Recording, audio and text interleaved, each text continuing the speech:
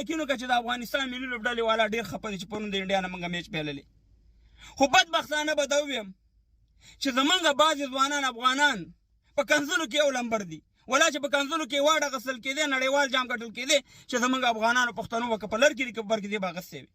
اوس پرون د افغانستان او د انډیا ترمنځ مقابله وه، انډیا وګټله، بس مبارک دی ورته ښه بهترین ټیم دی. اوس زمونږ بعضې احساساتي افغانان راځي داسې کمنټونه کوي، داسې بد رد وایي چې وروره یو ورځ اتل شي، یو ورځ قهرمان شي، وروره په بله ورځ ورته کنځلې وکوي.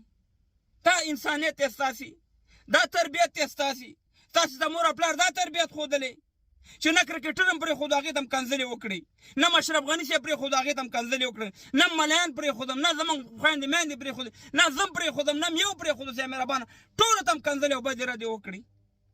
ته خدای په لحاظ 2 منټه ته سوچ وکړه.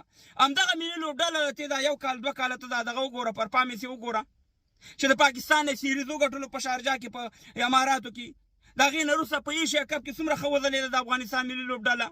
په 2023 نړیوال جام کې چې په انډیا کې د 500 ورځونو هلته څومره ښه وځلېده، 4 میچ یې وګټل، د خپل هلته ومه تقریبا سیمي فاینل ته وتې وه که د اسټرالیا نه میچ ګټلی وي. اوس دغه 2024 کال دی نړیوال جام په 16 ورځونو په ویسټ انډیز او په امریکا کې الحمدلله زمونږ ټیم ښه دی، ښه ځلیږي. په 8 سوپر 8 کې راغی، که اوس په دې سوپر 8 کې نه وی د پاکستان غونډه کې د ټورنمنټ بار شوی او تللی وی پاکستان ته او یا د نیوزیلینډ غونډه کې، بیا به دې ویله چې کشکې د سوپر 8 ته خو چې وتی وی که نه. په یو حالت کې خلک نه پرېږدي.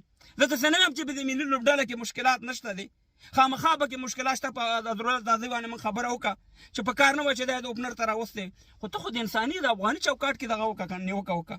کنځلې ولې کې، بدې ردې ولې کې، ولې داسې توهین خپلو لوبغاړو ته کوئ چې یو ورځ ویډیوګانې جوګوم زنده‌باد ورته یم چې یو میچ بیلي صاحب مهربانه راشم او زه ورته کنځلې او بدې ردې او د هغې عزت او د هغې د توهین کومه صاحب مهربانه. دا کوم افغانیت دی، دا کومه تربیه ده چې تاسو ته مور او پلار درکړې ده چې دلته ټیک ټاک ته راشي ځانونه پلاران جوړ کړي. بعضې په کرکټ باندې پوهېږي هم نه راځي که لوبغاړو ته کنځلې کوي.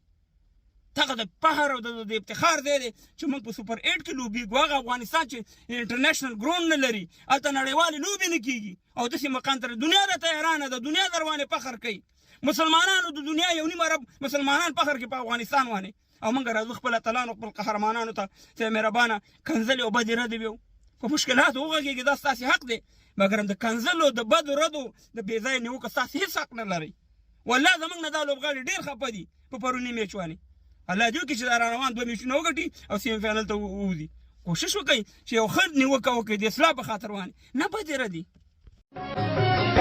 یا میرویس سوامت شامو کی پیدا کړې، یا میرویس سوامت شامو کی پیدا کړې.